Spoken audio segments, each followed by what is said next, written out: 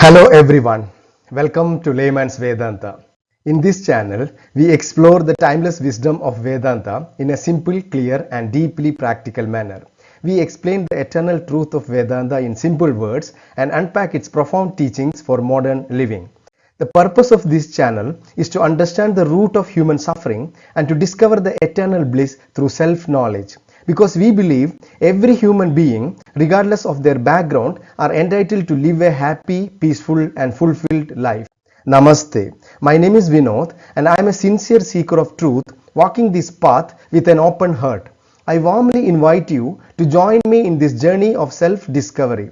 Let us walk together in this path, not to become someone, but to discover the peace and joy of being no one. Dear friends, we discussed some important topics in our last videos. The topics were starting point of spirituality, the three fundamentals for enlightenment, and the fourfold qualities of a seeker. So if you didn't watch that videos, I request you to kindly watch it because each of the video is a pieces of the puzzle of self-discovery. Let us explore today's topic. So today we are going to discuss a very profound, very deep subject, and that is called Vedanta. All about Vedanta and how Vedanta become the map of enlightenment. First of all, let me make my honest confession. I am not a scholar of Vedanta, nor an expert. Whatever I am sharing here, it is the wisdom of my Guru. I am extremely fortunate and blessed to have an enlightened Guru to guide me in this path. So Vedanta is an ancient Indian philosophical and spiritual tradition based on Vedas. It is several thousand-year-old tradition exploring the fundamental question about individual reality called Atma and the ultimate cosmic reality called Brahman with the goal of liberation called Moksha through self-knowledge. There are many schools in Vedanta, but I just picked up the three prominent schools. So the first one is Advaita Vedanta, called non-dualism, founded by Sri Shankaracharya around 8th century. Second one is Vishishta Advaita, called qualified non-dualism, founded by Sri Ramanujacharya around 11th century. And there are dualism, founded by Sri Madhvacharya around 13th century. Now if you ask me what is the difference between these three, I can give you a simple metaphor, but this is not accurate. But just to understand loosely, just like water, ice and steam are three appearances of the same underlying H2O, Advaita, Vishishtadvaita and Dvaita are three interpretations arising from the same underlying Veda. The sources is one, the forms are different. Again, this is not the accurate metaphor because they have huge differences. Okay, let us move on. Dear friends, as I mentioned earlier, the Vedanta philosophy is like a vast ocean and my knowledge is like a tiny drop, not even that. I attribute everything to my Guru. He is the source. I am just a mirror. Okay, now let me share with my personal point of view about Vedanta. What attracted me to Vedanta? In fact, I was a very worldly person, but still the philosophy drew my attention. What is it? It was Vedanta's bold promise. Dear friends, Vedanta makes a claim that no other philosophy or religion makes so directly. I am sure it might draw your attention as well. So, what is the bold claim of Vedanta? The first claim is, it is called Atyantika Dukkha Nivritti, which means the complete and final removal of sorrow from your life. Not temporary relief, not managing your worries, but total freedom from suffering. Interesting friends, right? And Vedanta does not stop there, even going further with the second claim that is called Paramananda Prapti, which means eternal bliss that is undisturbed by anything. Not temporary happiness, not temporary peace and pleasure, but perfect peace and contentment, natural bliss called Ananda. It is independent of any circumstances. Tell me friends, who don't want this? So I just signed up. And Vedanta says we can achieve two goals with one effort. Is it even possible? Let us see a metaphor. Look at this image. You can see a dark room, right? Now look, you can see the same room become brightened. How? Silly question. Because you press the switch. That is one action give you two results. Let me explain. What is Vedanta's claim? Complete cessation of suffering and attainment of supreme bliss. Right? At first glance, it is look like two different goals. But in Vedanta, they are actually two sides of the same truth. How? The root of all suffering is ignorance. Ignorance about your true nature. When you are ignorant, your identity about you will be naturally wrong. You think that I am this body and mind, which are the two sources of all your sufferings and misery. Right? So friends, think about it. Now the second point, discovery of your true nature through Vedanta's teaching. If ignorance is the problem, then knowledge is the solution. You vividly understood you are not this body and mind. You are pure consciousness, which is full and complete and ever free. This discovery is called enlightenment. That is the end of all suffering. So Vedanta achieves both goals simultaneously through self-knowledge, through self-discovery. By pressing the switch, one action, darkness disappears, the room shines bright. Two result.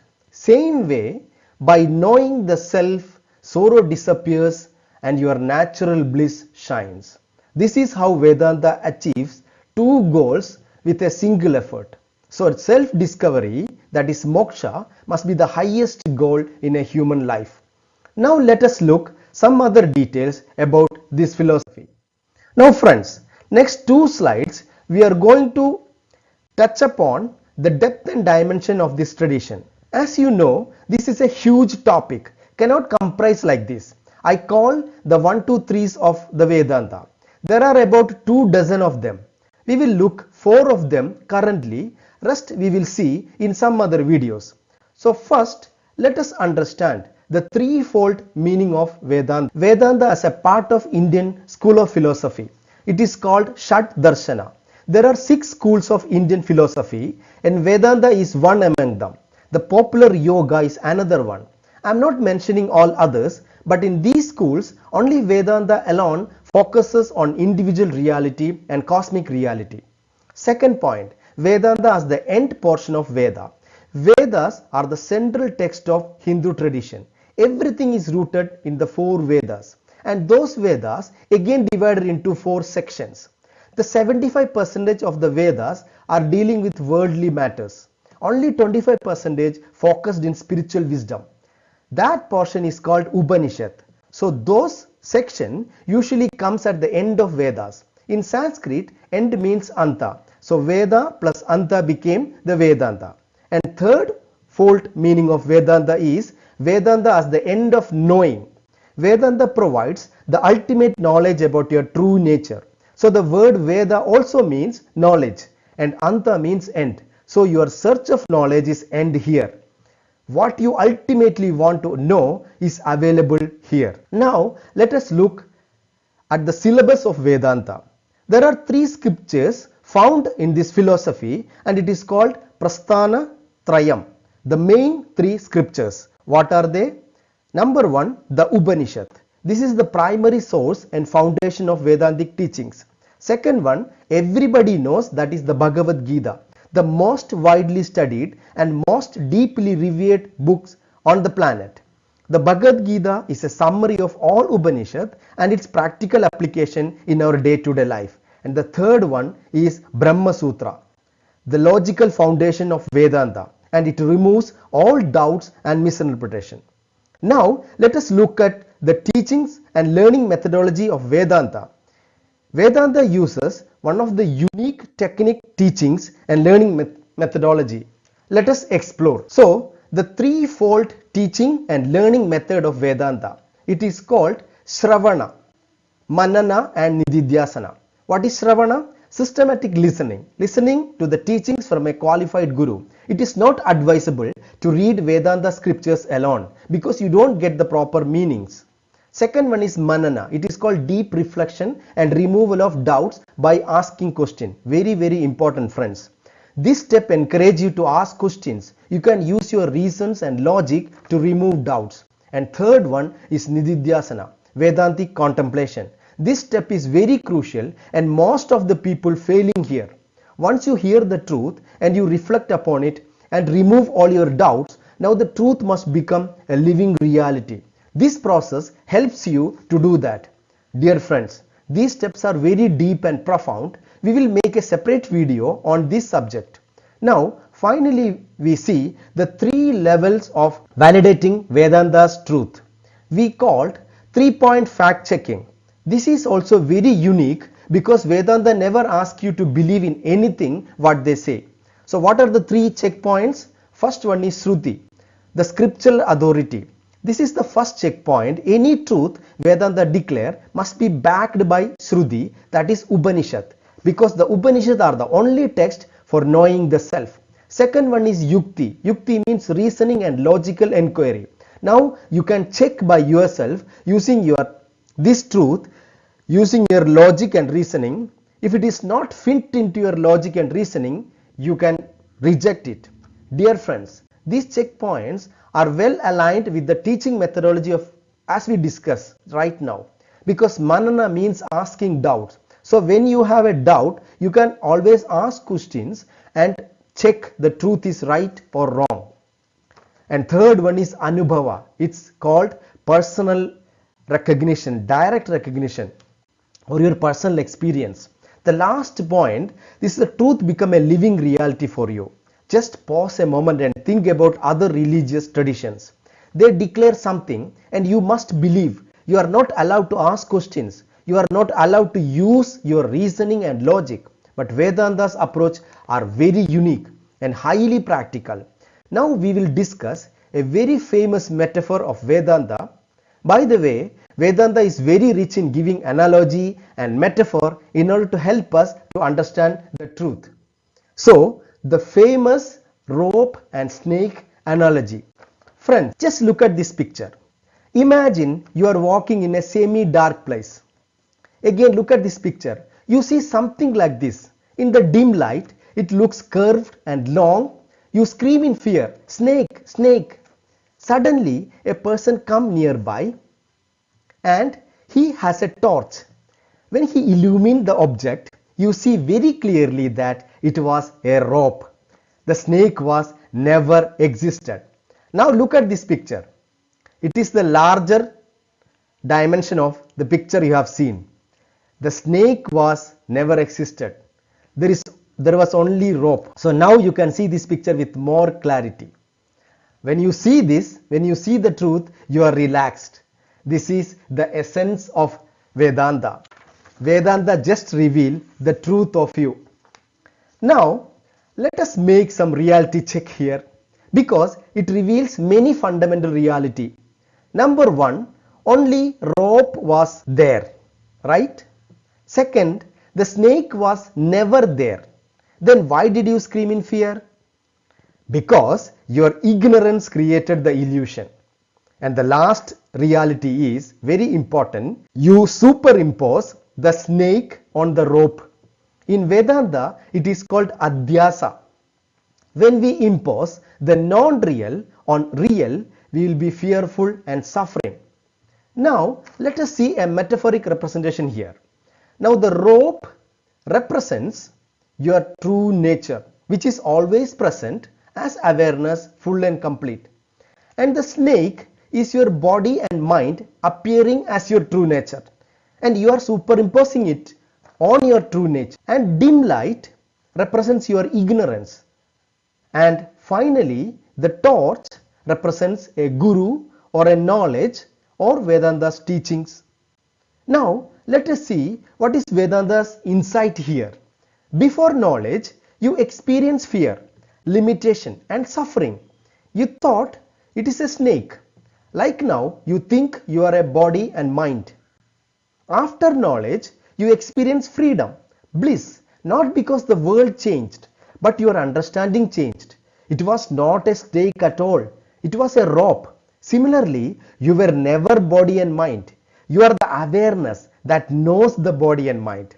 Now, let us look another important point here. That is how Vedanta become the map of enlightenment. Dear friends, now we are nearing to the conclusion of this topic. Vedanta is not a belief system.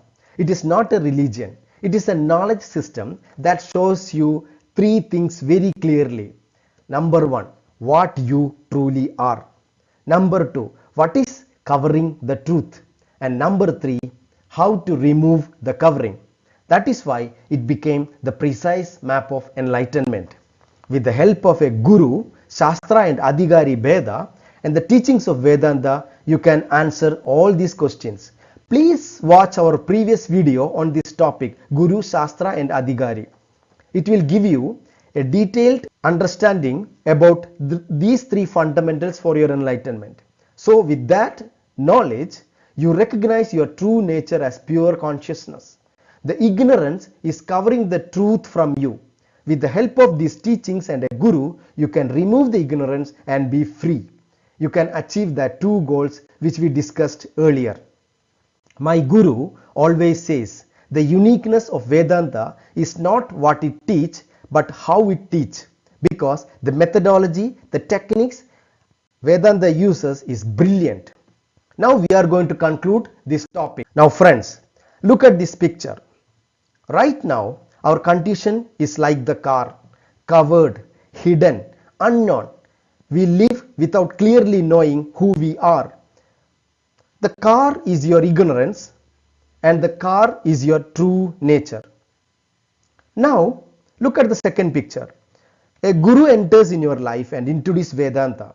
The cover begins to lift. You will start catching the glimpses of your true nature, but not yet completely removed. Now, finally, when ignorance completely removed, your true nature revealed, you become enlightened, the end of all suffering and the attainment of the highest bliss in your life. Dear friends, let me conclude this topic by saying this. The guru does not create a new car. He only removes the cover. The car was always there. Same way, enlightenment is not becoming something. It is recognizing what was always you. Thank you very much for watching this video, and it is my sincere wish and prayer that this knowledge remove your ignorance and lead you to self-realization. Kindly subscribe this channel and support. Please share your thoughts in the comments. Dear friends, I am very happy to announce our next video. In the next video, we will address a universal question. What is the purpose of a human life, or what is the purpose of my life? Please press the bell icon for future videos. See you next time. Until then, stay peaceful and joyful. Thank you very much.